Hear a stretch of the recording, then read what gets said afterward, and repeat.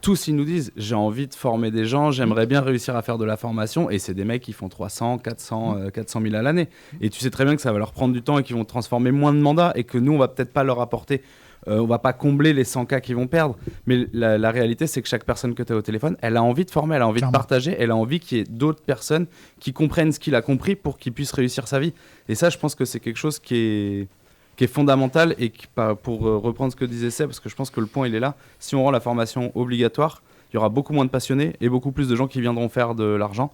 Et je pense que le risque il est là, et je voulais juste rajouter un dernier truc, c'est que moi j'adore le métier de l'immobilier pour une chose, c'est que c'est l'un des rares métiers en France où tu peux être personne et te faire une vie et réussir dans un métier, être heureux, t'épanouir, alors que t'as pas les diplômes, t'as foiré à l'école, t'avais pas les moyens et l'immobilier c'est magnifique pour ça. Si on commence à mettre des barrières à l'entrée, ce sera plus le même métier. Ça, c'est la grande marotte de Vincent, ça, l'ascenseur social mais moi, je trouve ça de l'agent immo.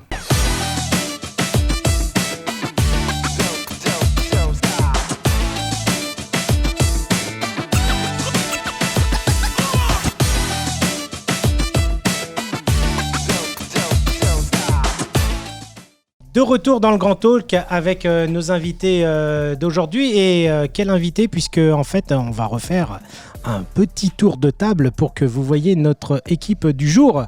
On a Alain à la régie. Bonjour. On a Sébastien Tedesco. Salut à tous. On a Alexandre Cordani. Hello. On a Vincent Le Camus. Et puis Morgane Amou.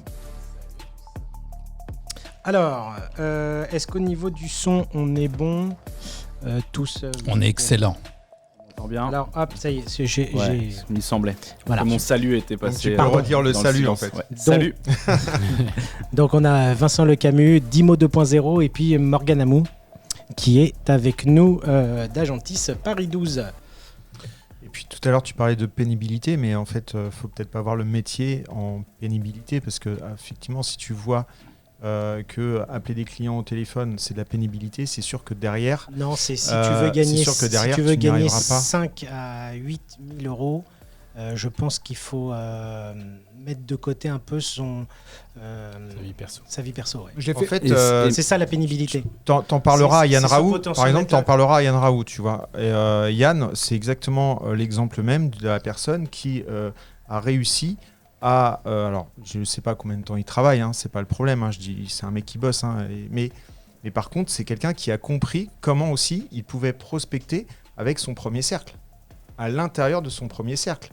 Et au final, au lieu de tout le temps aller chercher des nouvelles personnes, en fait, c'est son premier cercle qui lui ramène des clients. Donc après, tu as différents moyens aussi de prospecter. Et je pense que si t'en parles à Yann, tu verras que sa pénibilité, finalement, elle est nulle. Oui, mais il travaille avec une équipe. Yann, c'est même méga agent. Mais même quand il n'était pas avec son équipe. Quand il était tout seul. Après, son équipe, il se l'a construit. Mais aujourd'hui, en fait, l'idée, c'est qu'effectivement, on peut aussi voir le métier différemment. Alors, c'est sûr que si tu demandes à quelqu'un, on en parlait l'autre jour, justement, par rapport à Agentis. Et en fait, je te disais, les gens qui rentrent à Agentis, déjà, qui commencent les faire comprendre qu'il faut qu'ils travaillent leur premier cercle. Parce qu'en fait, c'est le premier cercle. Qui aujourd'hui, si demain, une des personnes qui travaille dans l'immobilier allait ouvrir un restaurant ou un magasin, la première des choses qu'il ferait, c'est qu'il inviterait tout le monde à rentrer dans son restaurant ou dans son magasin pour dire, tiens, je vends des beaux vêtements, je vends ci, je vends ça. Et en fait, les gens, quand ils sont dans l'immobilier, il y a comme si on avait la honte de dire qu'on travaille dans l'immobilier, qu'on a peur de dire aux gens qu'on travaille dans l'immobilier. Mais non, il ne faut pas avoir honte de dire qu'on travaille dans l'immobilier. Et au contraire. Et on n'est pas obligé de vendre un bien à chaque fois. On est juste là pour répondre à des questions, pour informer les gens, etc. Et à partir de là... qu'en fait, l'immobilier, c'est mal perçu auprès de son premier cercle. Oui. Ouais, je pense. Mais je pense que c'est mal perçu de manière générale. Hein. Moi, j'ai recruté quelqu'un, là, il y a Cassini, d'ailleurs, qui vient de cette ville. Et je lui ai dit... On a tous on pense tous la même chose. On est tous rentrés dans cette boîte en pensant que les agents immobiliers c'était pas des gens bien.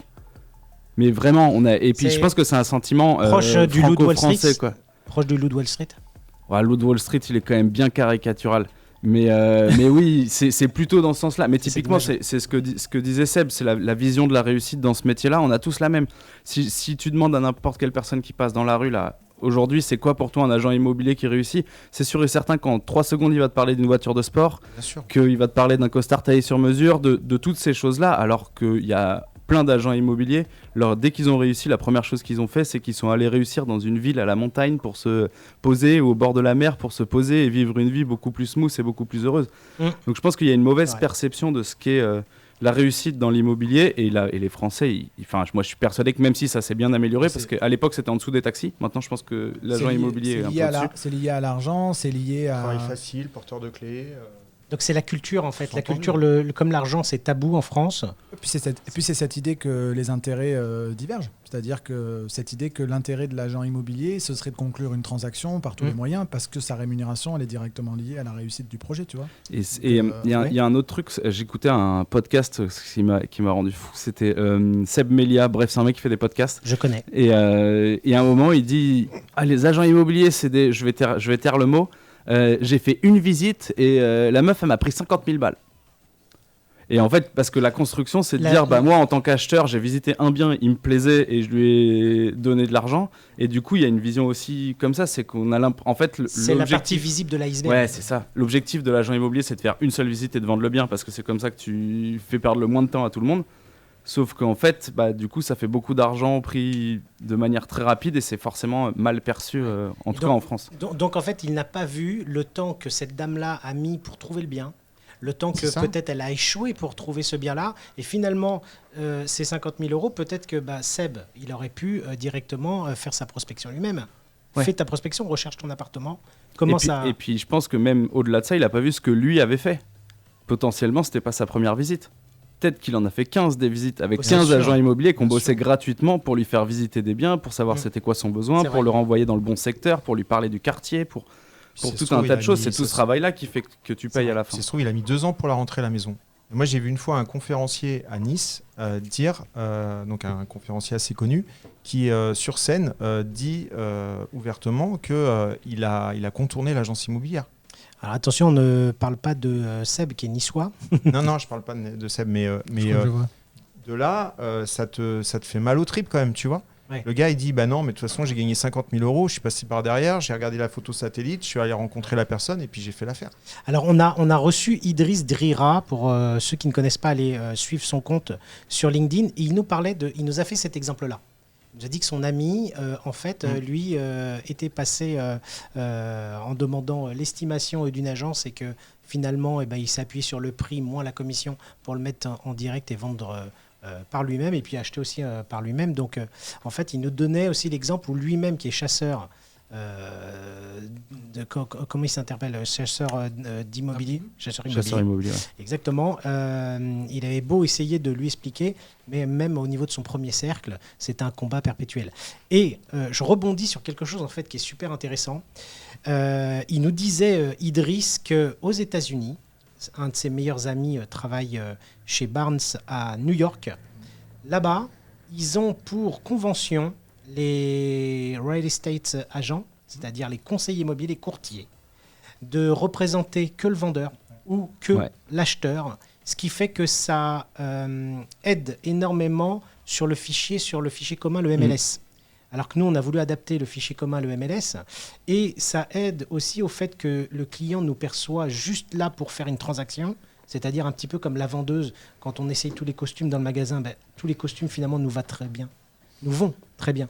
Et donc, à partir de là, on se dit, mince, j'en ai pas un qui est mieux que l'autre, donc elle cherche à nous vendre quelque chose. Si on est comme aujourd'hui des avocats, on pourrait représenter qu'un vendeur. Je pense que c'est un des problèmes de notre profession, c'est que l'intermédiation induit forcément de manière intrinsèque le fait qu'on peut difficilement être dans le conseil de l'une ou l'autre des parties. Il y a conflit d'intérêts. Et donc, cette idée de représenter ou l'un ou l'autre te permet d'avoir une posture dans laquelle tu es hyper à l'aise parce que fondamentalement, tu es là pour conseiller ta partie. Oui. Et donc, d'un côté, tu peux défendre un prix, tu peux défendre un bien sur la partie offre de l'autre côté. Donc, il y a convergence des intérêts avec celui qui paye et avec ton client, alors que dans l'intermédiation, quelque part, il peut y avoir divergence puisqu'il y a forcément une des parties qui peut tirer le... C'est ce que font les clients avec les notaires. Chacun vient avec son notaire. Mais alors qu'avant, il n'y en avait qu'un seul. Mais rien n'empêche C'est vrai. De garder qu'un seul notaire. À la base, c'est un officier ministériel qui est là pour défendre Mais les à intérêts l'époque, des deux. il y a 20 ans en arrière, il n'y avait bon qu'un seul notaire. Maintenant, il y en a deux. Il n'y avait qu'un seul notaire. Ah, Dans d'accord. 80% des transactions immobilières, il n'y avait qu'un seul notaire. J'entends souvent la réflexion des acquéreurs qui me disent je veux absolument que mon notaire participe pour voir le projet, l'étudier. c'est normal. Alors qu'en principe, je lui dis la notion base du notaire, c'est de vous protéger, peu importe la partie. Mais parce C'est que de les vous donner acheteurs, les ils sont infos. tout seuls. Je pense qu'on a besoin de conseils, on en revient à l'humain, on a besoin d'être entouré, on a besoin d'avoir de savoir à quoi correspondent vraiment les valeurs d'un agent immobilier et de travailler dessus. Et je pense que ça, c'est perpétuel. Moi, depuis le nombre d'années que je fais ça, au final, on en revient toujours à la même réponse, se dire, l'agent immobilier, si on pose la question à son premier cercle, comment il est, on va avoir des choses négatives. Et c'est quand même triste. Moi, ça fait 16 ans que je fais ça. 16 ans après, j'entends toujours la même chose. Mince, j'aurais voulu changer la profession, comme tu le dis, à l'intérieur de ton bouquin. Et peut-être que le digital va peut-être faire améliorer ces choses-là, sous certaines formes. Moi, je pense aussi à autre chose, Morgane. J'aimerais que la loi Hoguet, qui date de 72, je crois, puisse évoluer. Bien sûr. Et puis qu'elle puisse évoluer sur le modèle américain. C'est-à-dire qu'on puisse représenter qu'une partie. Déjà, ça va augmenter en fait la qualité de service puisqu'on va segmenter les deux tâches.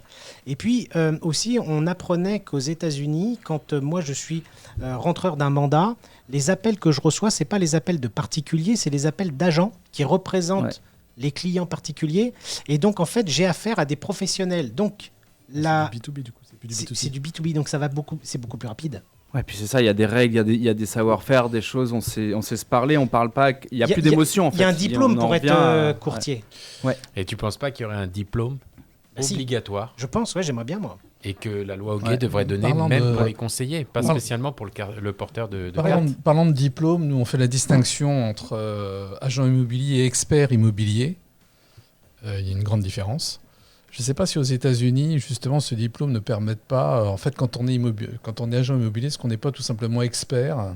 C'est-à-dire qu'on peut aller devant les tribunaux, reconnaître des expertises et non pas des évaluations. Est-ce qu'il parle d'évaluation ? Est-ce qu'il parle d'estimation ou de valeur réelle ? Je ne sais pas si vous avez connaissance de ça. J'ai pas la réponse à ça.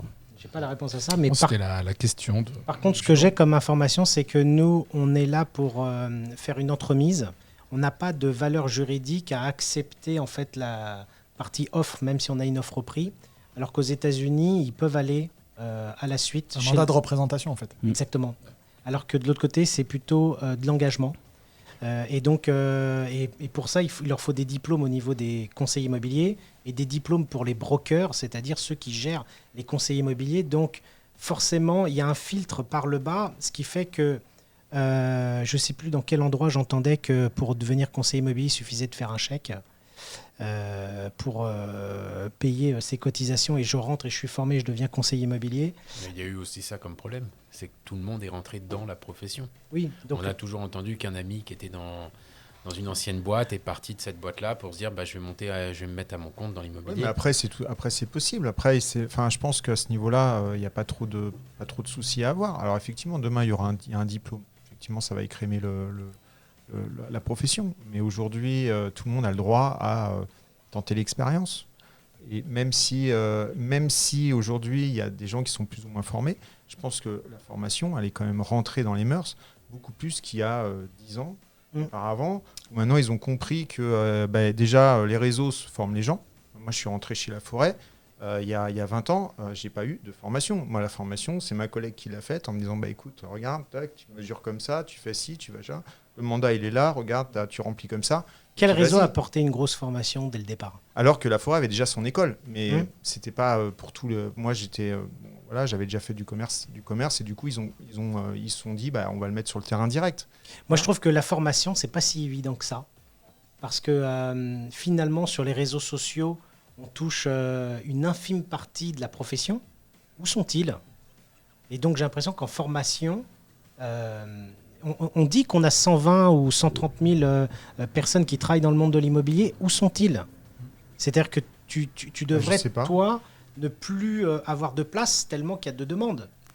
Ouais, c'est marrant parce qu'il y a beaucoup de gens qui m'ont demandé à l'époque si je démarrais une activité de formation parce qu'elle était devenue obligatoire. Parce que ça a créé un vrai appel d'air de formation qui était inexistante par le passé, tu vois. Oui, un peu comme Ces les fameuses- diagnostics. Ouais, donc du coup, il y a comme une brèche qui s'ouvre dans le marché alors que ça c'était pas du tout ma réflexion ni ma vocation. Et d'ailleurs, quand j'ai démarré en faisant de la formation présentielle, quand je demandais aux gens pourquoi ils étaient là, tu peux être sûr que ceux qui me disaient c'est pour avoir mon attestation, je leur signais l'attestation tout de suite et ils pouvaient sortir de la salle immédiatement parce que moi, j'étais pas là pour ça en tout cas. Ouais, il voulait pas apprendre. Non, donc c'est pour ça que même si demain on devait rendre un diplôme obligatoire, on sait qu'en en plus, en France, peut-être plus qu'ailleurs, je sais pas, mais déjà quand les choses sont obligatoires, tu viens déjà en traînant des pieds. C'est-à-dire que tu viens pas pour apprendre quelque chose, tu viens parce que pour remplir une obligation. Donc, même si demain on devait mettre en place des choses, d'abord de quel niveau est-ce qu'elles seraient, ça reste à voir. C'est ça. Et le fait qu'elles soient obligatoires, quelque part, ça crée un biais de toute façon. Après, où est-ce qu'ils sont ces conseillers immobiliers? Je sais pas, s'il y en a 120 ou 130 000, a priori on considère, Vincent le saura peut-être mieux que moi, qu'il y a 40 à 45 000 mandataires maintenant, 30 000 porteurs de cartes professionnelles,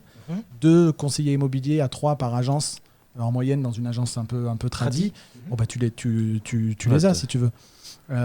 Donc oui, ces gens maintenant ont l'obligation de se former. Aujourd'hui en e-learning, tu peux avoir une attestation Allure pour 29 €. Tu vas sur Internet, tu fais tes 14 heures, tu fais tourner le compteur pendant 14 heures et puis tu vas sur Amazon pendant ce temps-là et tu as ton attestation. Pour moi, c'est juste que c'est pas le même marché.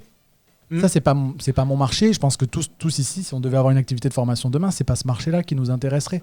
Pas pour des questions économiques, juste parce que c'est pas la vocation qu'a la formation, si on a une image un minimum noble de la formation et de l'accompagnement des gens. Tu vois. Souvent en formation, je sais pas si tu as en présentiel, les personnes qui ne veulent pas être formées, on rencontre des têtes de Turcs qui sont là pour fermer tout ce qu'on a à dire, casser et parler sur tous les différents points. Ouais, mais eux, ils peuvent être intéressants dans le sens où effectivement, là-dedans, il y a toujours un petit peu à creuser, tu vois. C'est pas juste, ouais, c'est nul, etc. Ouais, je les aime bien, moi.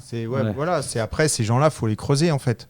Faut comprendre en fait pourquoi ils sont comme ça et ce qu'on peut leur apporter. Et en fait, là où Seb peut bien les aimer, c'est que tu arrives à un moment donné à faire un truc, à sortir quelque chose de leur cerveau qui fait que ça déclenche quelque chose en eux et qu'au final, c'est eux qui vont le remercier et qui vont peut-être faire une vidéo. Combien de fois à la fin d'une formation, je me souviens d'un gars à Marseille, 25 ou 30 ans de métier, au bout de 2 jours, je l'avais pas trop entendu. Merci pour tout. Je viens de voir le métier de manière différente. Après 30 ans, je pensais pas voir ce métier de manière différente. Je vais me mettre à faire des trucs que j'avais décidé de plus jamais faire, etc. Pourquoi? C'est parce qu'en fait, il y a de la passion en fait derrière Seb. Alors que nous, on voit la formation comme étant des écoliers. On voyait des profs ou des lycéens avec des profs en fait qui n'étaient pas passionnés. Ils étaient là parce qu'il fallait être là et parce qu'ils avaient quelque chose à t'enseigner, mais que derrière, en fait, il n'y avait pas de passion. Et en fait, la différence avec les formateurs d'aujourd'hui, on peut prendre Seb, on peut prendre Olivier, on peut prendre les formateurs qu'il y a sur Imo2. Aujourd'hui, c'est la passion en fait qui ressort. Donc forcément, à un moment donné, quand tu es passionné par quelque chose, tu vas... Tout à l'heure, je parlais de l'hypnose avec Seb. Je suis passionné, si tu veux. Donc forcément, je vais plus facilement l'amener sur quelque chose que si je suis là parce qu'il faut que je le fasse. Ça fait 40 ans que je fais ça et j'ai un truc à dire, voilà. Et en fait, ça me passionne pas, mais il faut que je sois là.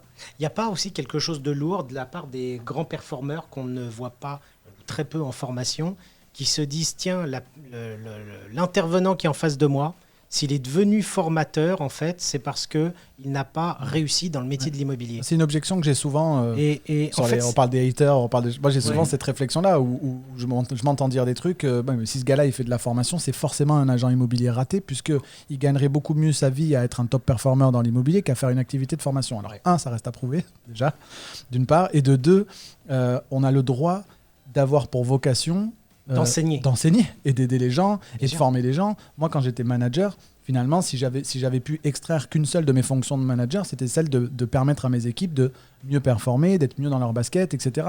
Toute la partie liée, franchement, à remplir mes tableaux de bord et à avoir des conversations avec ma direction, c'était pas ce que j'aimais de plus dans la fonction managériale. Donc moi, je pense que j'ai cette vocation-là d'aider les autres.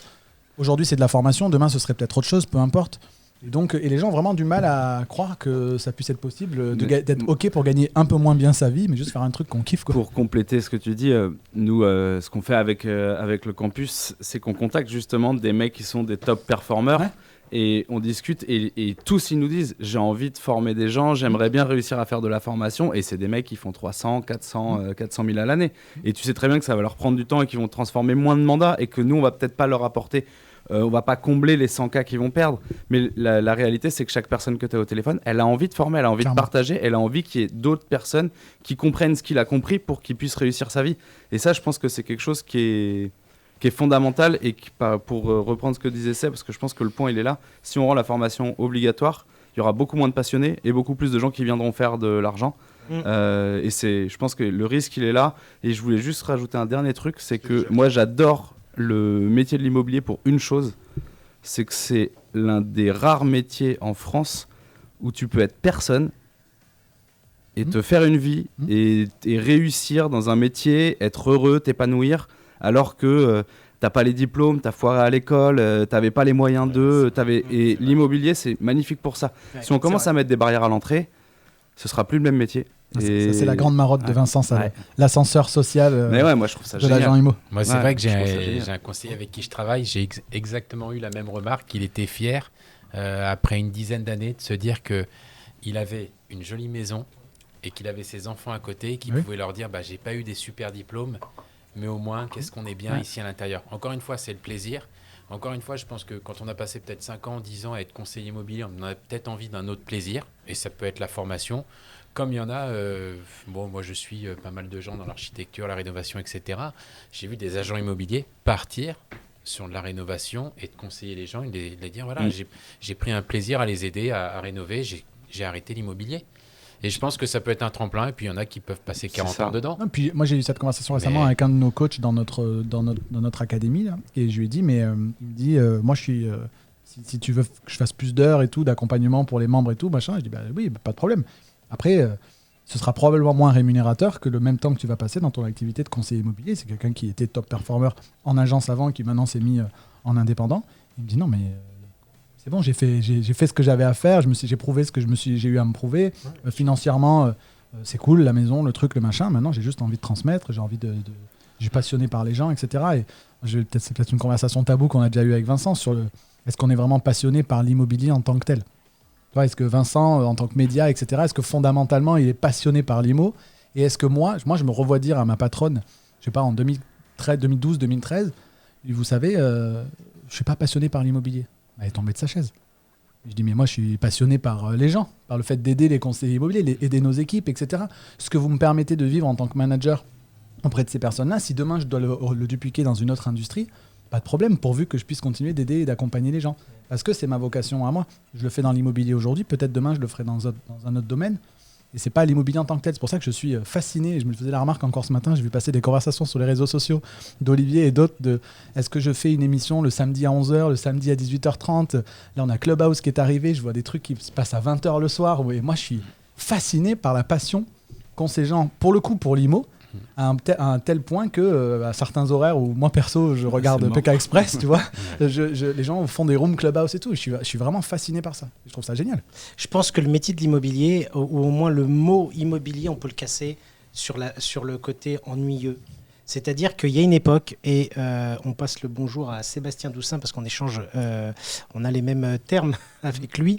Il y a une époque où les agents immobiliers, on les voyait comme des sénateurs. C'est-à-dire que ils avaient c'était comme s'ils étaient ministres, et donc pour pas les nommer, et on les voit dans une radio d'ailleurs que tu animes aussi, et on aimerait casser ces schémas, ces codes pour renouveler un petit peu le métier, parce que en fait, je pense qu'on peut amener de l'amusement, on peut amener du contenu sympa. Là, vous voyez, on échange. On fait tout ça gratuitement et on se retrouve dans un lieu, ça demande du coup du temps. Parce que je suis pas payé là. Non. T'es plus en CDI Je ça comprends pas. gratuitement. Moi, j'ai mangé la boîte d'Haribo, donc on peut considérer que j'ai été payé. Alors, en fait, non, mais pour Sébastien, alors tu sais, la boîte d'Haribo, c'est en référence aux enfants de la télé. Donc, on va sortir tes casseroles quand tu étais petit.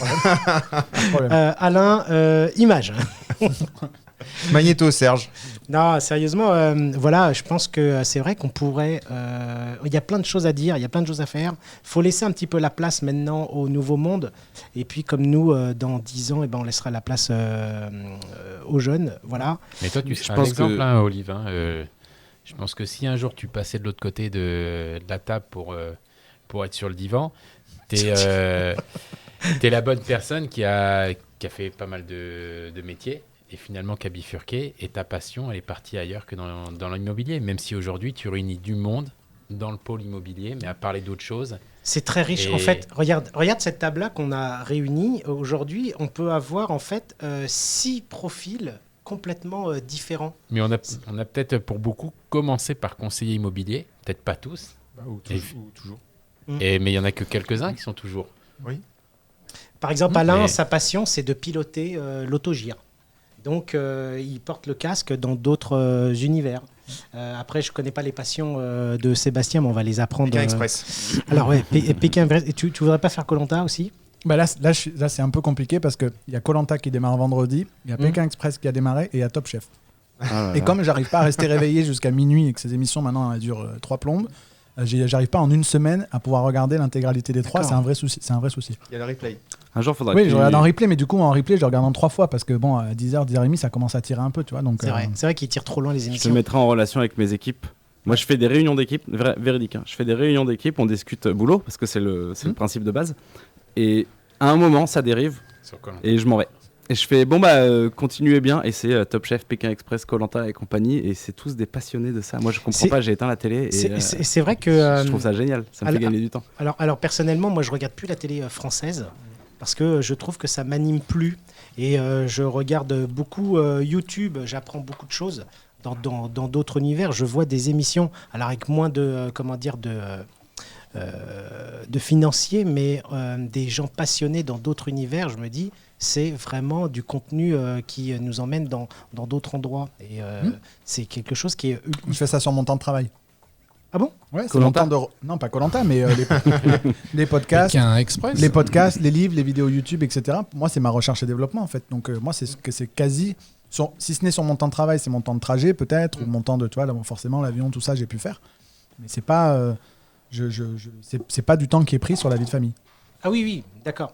Mais tu sais, par exemple, dans le monde de YouTube, il y a des networkers, je ne sais pas si vous connaissez, comme Webedia, comme Canal+, qui, en fait, sont l'intermédiaire dans la production avec un YouTuber. Et on a des gens dans la beauté, on a des personnes qui sont fans dans la voiture, dans le jeu vidéo, dans le divertissement. Et le dernier que j'ai vu, c'était McFly et Carlito qui invitaient... qui répondait au défi de Emmanuel Emmanuel Macron. Macron, ouais. Exactement. Et je trouve que dans l'immobilier, on n'a pas de ça. Il nous manque un contenu où on a peut-être une grille et on peut apporter de la valeur sur une chaîne pour pouvoir en fait donner aussi une autre image du métier. Parce que en fait, ça nous- arrive. Ouais, Regarde, ça va arriver. Émission, secret de pige, tout ça, c'est Nous, on tente des choses, il y a Imo des choses 2, qui sont tentées, il y a les Imo interviews de 2, Seb, tu as il y a- les interviews Oui, de c'est Seb. vrai. il y a du Aujourd'hui, contenu, mais il n'y a pas la personne qui a explosé. En fait, c'est surtout ça, c'est qu'aujourd'hui, il n'y a personne qui a explosé. Là où McFly et Carlito, par Parce que exemple, ça c'est 10 intéresse millions moins de de... gens. Ah le oui. divertissement, c'est en beaucoup divers- plus... mais on parle de divertissement. Peut-être, hein. Bien sûr. Bah oui, bah oui. Mais Si, en il y en a un immobilier, qui a ça va arriver. En explosé, c'est immobilier, je suis Plaza. persuadé que ça va arriver. J'allais dire, il y a Plaza. Hein. C'est Plaza. Plaza, ouais. Plaza, il a Ouais, fait, mais il est pas sur YouTube. Il a fait du bien quand Mais même. ça, du format ça télé. existe, le divertissement pour les masses, Bien pour sûr. l'immobilier, ça existe. Hein. Bien sûr, et je pense que d'ailleurs c'est un des qui a fait le plus grand bien à l'immobilier parce que c'était une autre image. On parlait tout à l'heure de l'image des agents immobiliers, c'est un des rares qui n'a pas l'image de Ouais, rockstar qui réussit hyper bien, qui est plus Il a fait humain, du même bien. un peu trop bas niveau, mais Ouais. En fait, il a trouvé son plaisir en fait à être dans soit l'animation ou sur les pièces de théâtre Mais- plus que. Mais justement, c'est là où c'est intéressant. On revient typiquement à la discussion de Morgane. C'est qu'il y a un moment, en fait, on est passionné d'immobilier, mais On bifurque. on bifurque parce que, en fait, l'immobilier, c'est tellement de choses. Bien C'est sûr. tellement de choses. Mm. C'est de la relation client, c'est de la représentation, c'est du juridique, c'est du bâti, c'est de la déco, enfin, c'est tellement de choses que c'est de la techno maintenant. Enfin, c'est tellement de Mais- choses qu'il y a, Ouais, il y a écoute, plein de choses Olivier, passionnantes. Mais par exemple- on a l'exemple sur notre réseau. On a des négociateurs grâce à l'immobilier qui ont fini architecte, par exemple. Un qui est comédien, mais qui fait du doublage. Bon, voilà. Il s'est révélé en tant que vendeur, et puis à force de être devant des prospects, des clients, il s'est dit pourquoi pas, quoi. Je veux dire, c'est une allocation, il y a un canevas commercial. C'est vrai que l'immobilier mène à tout, presque. On pourrait relancer la maison de TF1. Quand Mais j'étais je pense- gosse, il y avait une émission que c'était la maison de TF1. Je sais pas si c'était avec Nicolas le jardinier qui était dans le jardin. Il y Je avait, connaissais la maison de Toutou, mais il y c'était avait, bien. Parce que il y a- j'adore, c'est voir il y le a- visage il y de avait- Sébastien. Il y avait À ce moment-là. il y avait Maïté qui était à la cuisine. Générationnel, je sais pas. Il y avait truc, il y avait machin, et en fait tout le monde avait son poste, tu vois. Et en fait, on pourrait faire la même chose pour l'immobilier. Moi, à cette époque-là, je regardais. regardais Goldorak et puis les Chevaliers du Zodiac. Ouais, moi aussi, je regarde. Et il y a le Chevalier Bator. du Zodiac, non, je pense pas, non. Non, mais je pense qu'à cette époque-là, c'était notre premier contact avec le développement personnel, ces dessins animés, qui nous amenaient Goldorak ? qui nous amenaient toujours des bonnes paroles. Finalement, t'en connais des jeunes qui ont fini mal en regardant ça? Ah, je sais pas. Ouais, moi j'ai vu des mecs tenter des coups de Sangoku, ils se sont fait mal. Hein. Tant que tu fais pas la coupe de cheveux, ça va. Non, je voudrais d'ailleurs poser une question à Vincent. Pourquoi au Rent, ils mettent pas, comme ils font dans différentes conventions et salons, un stand de youtubeurs ou des youtubeurs ou des personnes qui veulent finalement parler comme ça au micro et ils font des Il y a- debriefings. Il y a une radio. Ah, il y a. Il y a Radio Imo qui fait ça, il y a... Mais je qui est pense que le accessible journal par tout de le monde. l'agence doit faire ça, je pense que Imo Matin c'est pareil, tu as des caméras un peu partout, après ça part en live ou ça part pas en live. Nous on avait tenté l'année dernière, enfin pas l'année dernière parce que ça n'a pas eu lieu à cause d'une pandémie mondiale, mais l'année d'avant. Il y avait Arnaud de chez nous là, qui est notre rédacteur en chef, qui se baladait avec son téléphone, c'était en live Facebook toute la journée et me il souviens, allait il galérait. interviewer tous les gens, c'était hyper drôle. Mais on tente des choses. Après, je pense vraiment que c'est une question d'audience. Et une fois qu'il y aura plus de gens qui s'intéresseront à des passions sur des formats comme YouTube ou comme Clubhouse est vraiment révélateur là-dessus d'ailleurs. C'est vraiment une radio libre. Ouais, Clubhouse. c'est intéressant. Intéressant. C'est marrant. Après, par contre, il faut avoir du temps. Ouais, c'est chronophage. C'est, Je pense que Clubhouse, on peut ouvrir la room. Radio, ouais. Donc Clubhouse, pour ceux qui ne connaissent pas, c'est un nouveau réseau social qui est accessible malheureusement que sur invitation, ouais. iOS et sur invitation. Ouais, il y a des hacks si tu veux pour Android. ouais. Génial. T'as Donc, des GitHub à aller chercher où tu peux installer maintenant sur d'accord. ton Android. on peut leur donner dans les commentaires. Ouais, je t'enverrai les liens GitHub. Il y en a 2-3 qui ont été validés par la communauté américaine. Top. Et ben voilà, donc on va pouvoir rassembler les deux communautés. Et donc ce réseau social-là met en avant la voix et oublie l'image. Et finalement, à travers différentes thématiques, on peut discuter avec des personnes qui sont soit passionnées ou expertes. Et tout d'un coup, on n'a plus le barrière de la starification, puisqu'on peut rencontrer aussi bien des gens très connus comme des gens discrets. Ouais, oui et non. En fait, c'est pas que. Sur le principe, oui. Ça m'est arrivé une fois dans la room, je rencontre, comment il s'appelle, Kev Adams, qui arrive tout d'un coup, comme ça, dans une Ouais, il y a room. En fait, quand on Xavier parcourt... Niel et- On est au début, dans- parce qu'on est au début, je pense. D'accord. Oui. Un jour, elles seront Non, intouchables. mais le problème, c'est que- Il y a ces gens-là Et seront puis, intouchables. en ce moment, ils sont un petit peu au repos au niveau du boulot, donc ils peuvent peut-être Ouais, c'est passer du temps sur le... Jamel ou. Ouais, Jamel qui a fait une room. Le problème de ce truc-là, c'est que, oui, sur le principe, n'importe qui pourrait prendre la parole. Bon, le fait est que si tu es dans une room avec quelques personnes reconnues dans leur domaine et que tu es 200 personnes dans la room et que tu lèves la main pour dire un truc intéressant, encore faut-il qu'on te donne la parole, tu vois. C'est vrai. Ouais, jusqu'à maintenant, ils le font. Pour l'instant, qu'on est au tout début, ils le font. C'est juste Moi, j'ai que s'ils le levé font deux fois la ah main, ouais, on m'a snobé 2 fois, tu vois. Donc, faut changer la photo de profil, je pense. Je vais arrêter de lever la main. Mais je pense que il ça faut que va. tu mettes ça une va belle blonde. s'atténuer. Parce que En photo de problème, profil, c'est peut-être. le problème, c'est que si jamais tu fais monter tout le monde, la room elle dure 6 heures. Moi j'ai vu des rooms véridiques. Hein. Je crois que c'était, j'en ai vu 2, dont une où c'était le mec qui a la photo de sa tête sur Clubhouse qui répondait à des questions. Je trouvais ça minable comme idée, mais parce qu'on sait pas qui c'est. Et tant mieux pour toi si t'as la photo, mais peu importe. La room elle a duré, franchement, je pense 96 heures. J'y retourné le lendemain, elle était en top et il y avait que des mecs qui lui posaient des questions. Le mec a pas dû dormir, je sais pas comment ils ont réussi à faire cette room, mais Et depuis, il est mort. je sais pas, peut-être, ouais, j'en sais On rien, le je voit sais pas plus. où il est. Tu crois pas qu'il était sous hypnose mais j'ai pendant trouvé ça 4 fou. heures, 4 jours? C'est possible.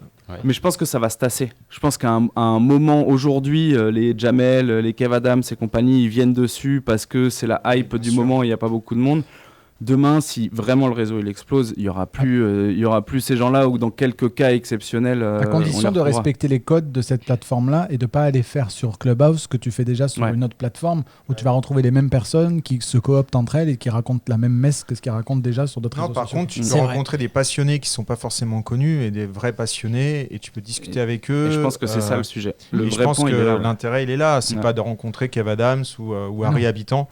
finalement, tu vas discuter deux secondes avec eux et puis ils vont te rebasculer parce qu'il y a tellement de personnes qui veulent discuter. Non, mais ils pourraient faire une room sur la partie un peu Jamel Comedy Club. Oui, mais ça, ils le font ça déjà. Et t'as pas Jamel, tu as des gens qui font des comédies, qui ont des comédie clubs et qui donnent de vrais conseils. Et je pense qu'à un moment donné, l'idée, elle est là, en fait. C'est de pouvoir faire une room tous ensemble. On peut faire une room. La dernière fois, on en a fait une avec Vincent. Je crois que tu étais venu aussi. On en a, voilà. Et à un moment donné, il y a des vraies discussions qui viennent. Il y a des vrais centres communs qui peuvent être là et qui peuvent nous emmener assez loin. Donc là, tu es en train de dire que le grand talk, le prochain, c'est sur Clubhouse. On pourrait faire aussi un grand talk sur Clubhouse. Oui, mais il faut que ça apporte une valeur ajoutée de le faire sur Clubhouse plutôt qu'ailleurs et de respecter ce code qui serait de donner la parole à des gens qui n'ont pas toujours la parole. Faire des rooms sur Clubhouse, une des dernières que j'ai faites, et c'est que des gens que j'aime bien. Je pense que tu étais là, Alex. David Delaroque, Julien Raffin, Alex, moi. Bon...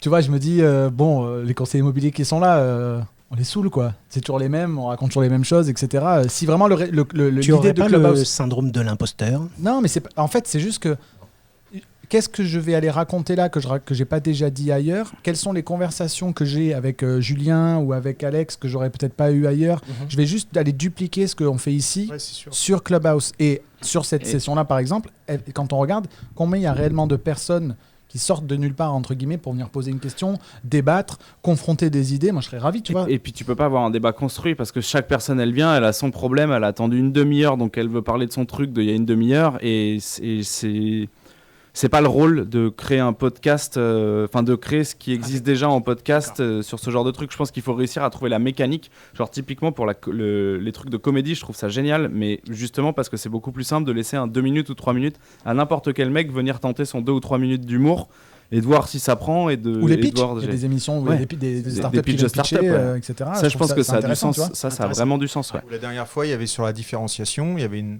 dame qui était là, qui répondait, qui était vraiment une vraie passionnée. Et du coup, on lui posait des questions et elle nous donnait son point de vue.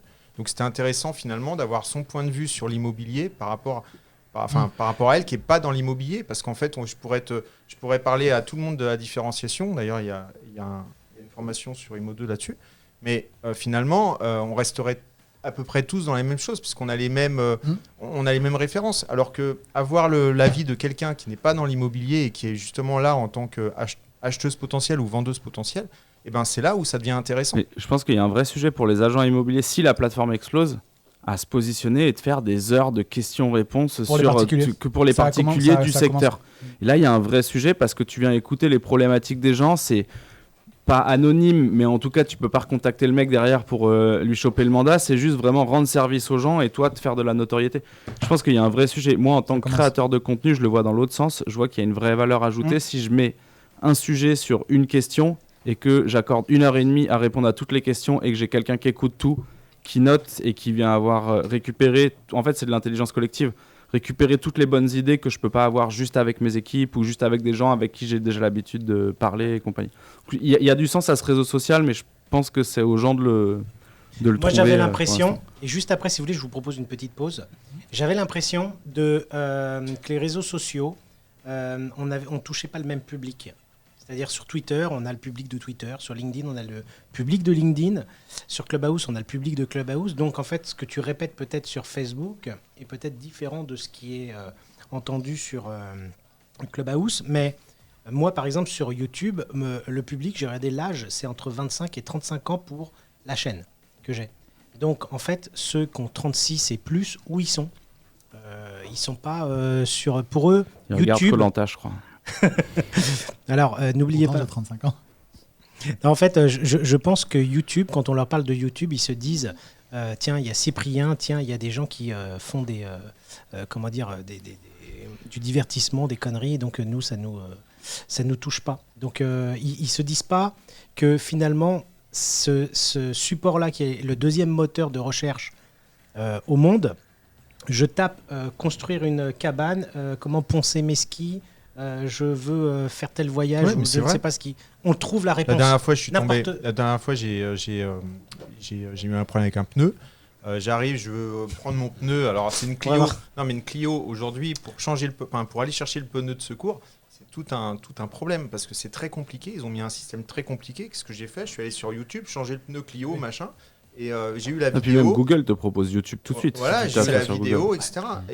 Et en fait, aujourd'hui, je pense qu'il y a une erreur qu'on fait. En tout cas, je pense les agents immobiliers peut-être les formateurs, etc., qui veulent se lancer sur YouTube ou qui sont sur YouTube, c'est un maximum d'audience. En fait, est-ce qu'il faut mieux avoir trop d'audience, mais qui n'est pas forcément qualifiée, qui n'est pas vrai, parce qu'on l'a vu, il y a aussi un vrai truc, c'est on achète de l'audience aujourd'hui. Ouais. C'est vrai qu'on a l'impression que certaines chaînes Ou alors, achètent de l'audience. C'est avoir très marrant. son audience qu'on a travaillé vraiment bien, etc. Et c'est vraiment des gens qui sont qualifiés, des gens qui nous regardent et qui aiment ce qu'on fait.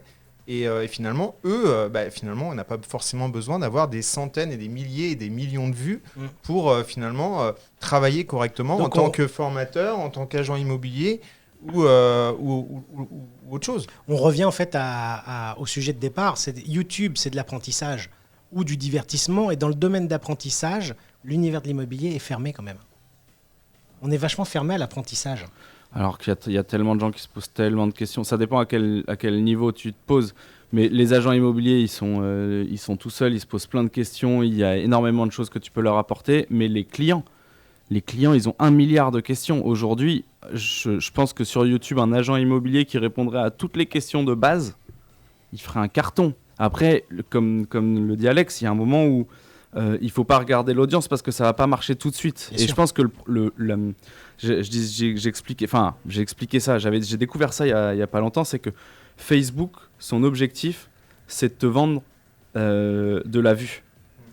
Alors que YouTube, ton objectif, c'est de vendre de la pub et donc de rémunérer les gens qui ont fait du contenu parce qu'il y a eu beaucoup de vues. Donc l'intérêt de YouTube, c'est de ne pas montrer qu'il y a beaucoup de vues et l'intérêt de Facebook, c'est de montrer qu'il y a énormément de vues. Et du coup, sur YouTube, ce qui est très compliqué, c'est qu'il y a très peu de vues du coup. C'est les vraies vues. C'est-à-dire que tu fais une vidéo, il y a 50 vues et c'est normal. Parce qu'il y a 50 personnes qui ont vu ta vidéo. Sur Facebook, il y a des chiffres monstrueux et incroyables parce qu'ils gonflent, il suffit que tu l'aies vu passer rapidement et ils te mettent le chiffre. Mais sur YouTube, ils ont un intérêt à te mettre des chiffres réels et ça décourage énormément de gens parce qu'on se base que sur les chiffres pour savoir si on a réussi ou non. Alors que la réalité, c'est qu'il faut que, tu aies identifié, que tu t'adresses bien de la bonne manière par rapport aux réseaux sociaux. Et là, je te rejoins à fond là-dessus. Et que tu prennes du plaisir et que tu fasses quelque chose que tu aimes et que tu le fasses dans le temps parce qu'il n'y a que la régularité qui paye et qui te permet de développer une communauté. Exactement. Mais je pense qu'il y a une place monstrueuse sur YouTube, en immobilier, dans tous les aspects du métier, que ce soit pour conseiller les pros ou conseiller les particuliers, il y a une place monstrueuse. Et on a oublié une chose, c'est que YouTube, c'est Google. Donc quand on arrive à bien se référencer avec les bons mots-clés, c'est du beurre, quoi. C'est-à-dire que les gens, ils passent par Google et ils arrivent sur YouTube. Ouais. Et je sais que Seb, il est hyper bien placé sur YouTube, sur beaucoup de mots-clés immobiliers. Et je pense qu'effectivement, sur Google, c'est pareil. Tu recherches les mêmes mots-clés, il arrivera, quoi. Tu fais attention à tes mots-clés ? Au début, non. Après, ce qui est intéressant, c'est que les conseillers immobiliers, ils posent pas 36 questions, quoi. Et en fait, j'ai pas vraiment fait exprès de faire une vidéo à la base qui c'était comment réussir un pitch téléphonique. Mais c'est vrai que c'est le titre qu'il faut mettre pour avoir beaucoup de vues. Donc j'ai une vidéo, je sais pas, je regarde pas trop les chiffres, mais qui doit être à plus de 10 ou 12 000 vues. Elle est dégueulasse. Je suis avec mon smartphone sur ma terrasse à bout de bras. C'est juste que c'est la requête ou une des requêtes qui est les plus tapées et c'est vraiment un actif de fou. C'est intéressant parce YouTube. que tu pourrais la refaire finalement. Ouais, c'est pas impossible, mais ou en faire une autre avec une une autre, manière et c'est différente pas de évident, d'écrire voilà. la requête. Donc là maintenant, on Avec commence une à avoir un vrai maturité travail d'SEO sur les titres, les descriptifs. On commence à peine, mais YouTube, pour rejoindre ce que disait Vincent, c'est hyper ingrat parce que à titre d'exemple, c'est une vraie exponentielle YouTube. Donc à titre d'exemple, je crois que j'ai mis 1 an et demi pour avoir mes 500 premiers abonnés. Et 1 an plus tard, on était à 3005. Donc en fait, c'est vraiment une vraie exponentielle. Donc c'est un peu ingrat. D'accord. C'est sûr. Comme le blog. Hein. Toutes ces logiques de SEO sont tous ces ingrates. trucs-là sont faits pour te décourager, parce que l'objectif de Google, c'est d'avoir le meilleur contenu au meilleur endroit. Donc, plus il y a de pénibilité pour atteindre ses premières pages, ses premiers résultats et ces vues-là, Plus tu vas faire plus du contenu de Google qualité pour y être. s'assure qu'il n'y a que les meilleurs qui restent à la fin. Et eux, ils ont tout intérêt. Je réfléchissais à ça la dernière fois, je me disais, c'est quoi la pire chose que tu peux faire sur le moteur de recherche de Google ? C'est appuyer sur page 2. Je pensais même pas retaper ta requête, c'est appuyer sur page 2, Ils ont- c'est-à-dire qu'ils ils n'ont ont pas enlevé les réussi à pages. mettre... C'est clair. Ils ont enlevé les pages maintenant chez Bah, Google. je pense que c'est pour ça qu'ils l'ont Ils enlevé. ont Il y a retiré marqué les plus de résultats et C'est-à-dire au-dessus, il y a un milliard des- de trucs. Des listes à l'infini. Ouais. Et donc, en fait, dépasser 10, on passe à la suite. Sur mobile. Ah, sur sur mobile. desktop, c'est encore un Encore 2, les pages 3. Ouais. C'est D'accord, encore ok. un 2, 3, il me semble. Ok. Mais bon, en tout cas, l'objectif de Google, il est clairement de rendre le boulot le plus pénible possible pour qu'il n'y ait que les meilleurs qui puissent arriver en haut et qu'ils aient que des résultats de qualité. Merci à vous tous et puis à très bientôt. Bye. À très bientôt. Ciao. Au revoir. Christmas and a happy new year. A long ride home on a bus is worth it, dear. Though we are miles away and the snow doesn't seem the same, I've been singing about you every day, you and your candy cane. New Year's ain't nothing without you. Sometimes love